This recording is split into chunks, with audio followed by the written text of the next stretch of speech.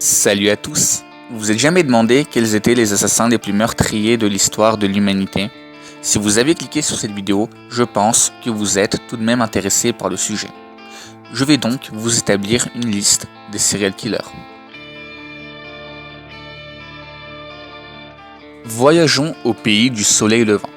En 5e position, nous retrouvons le japonais Miyuki Ishikawa, directeur d'un hôpital qui assassina entre 85 et 169 victimes dans les années 1940. Le nombre exact de victimes est encore inconnu, mais les cas confirmés indiquent que Miyuki aurait tué au moins 103 nouveau-nés. Ses principales victimes étaient des enfants qu'il assassina à l'aide de complices. Il fut finalement arrêté grâce à 2 officiers qui enquêtèrent sur lui et écopa 4 ans de prison. Voici une image de son arrestation.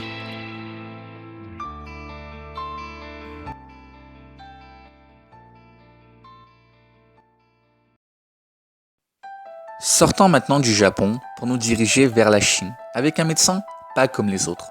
Hu Wanlin était un charlatan qui pratiquait une médecine illégale. S'autoproclamé comme guérisseur universel, convaincu que l'eau était la mère de toutes les infections, il appliqua des pseudo-guérisons à base de sel de Glauber sur ses patients qui causa 147 morts. Pour la 3e position, nous allons parler d'un Colombien, Luis Garavito, dit la Bestia, enfin, la bête si vous préférez. Il a reconnu les meurtres et viols de 147 jeunes garçons. Mais d'après les enquêtes et le reste des squelettes, le nombre pourrait dépasser les 300. Il commettait principalement ses viols sur des jeunes garçons pauvres dont il gagnait la confiance. Normalement, pour ce qu'il a commis, il devrait passer le restant de sa vie en prison, car son crime équivaut à 1000 ans. Mais comme la peine maximale en Colombie est de 30 ans, eh bien, il devrait être de sortie en 2021. Gare à vous, jeune garçon.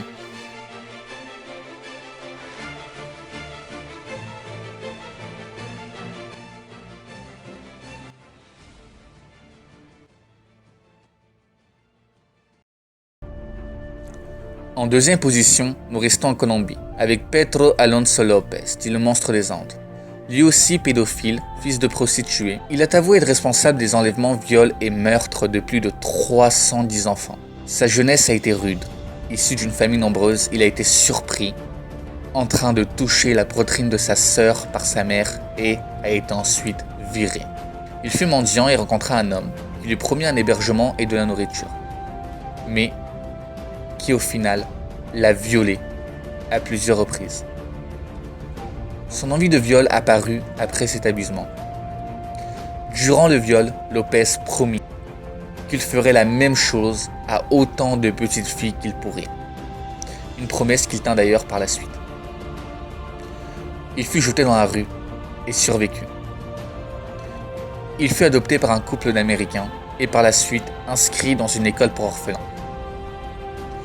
À 12 ans, il fut abusé par son professeur. Puis, il vola de l'argent au couple et disparut.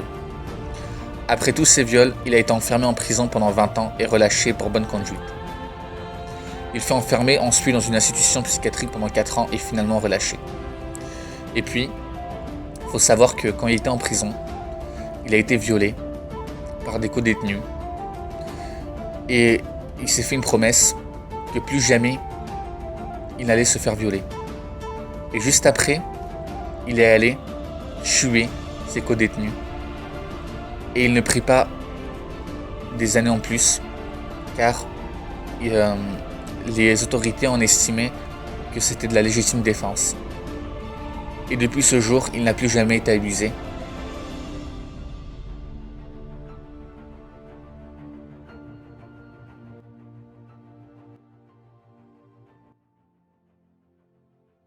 Direction l'Inde avec le numéro 1 du classement.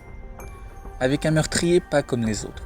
Il s'appelait Thug Bertram et faisait partie de la secte des Thugs. Ses méthodes d'assassinat étaient par strangulation, à l'aide d'un foulard de cérémonie appelé un rumal, mouchoir en indien si vous préférez.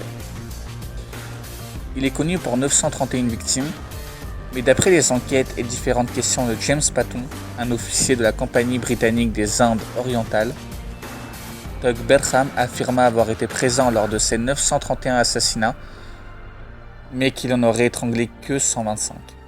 Mystère, mystère.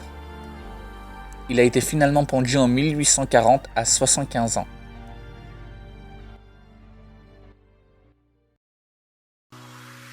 Alors voilà, ma vidéo est terminée, j'espère qu'elle vous a plu, j'espère qu'après cette vidéo vous vous y connaîtrez mieux au niveau des serial killers. Je vous demanderai de mettre un pouce bleu sous la vidéo si vous le voulez, bien sûr. Si vous voulez pas, j'appellerai Tug Berham, hein, c'est pas un souci. Voilà.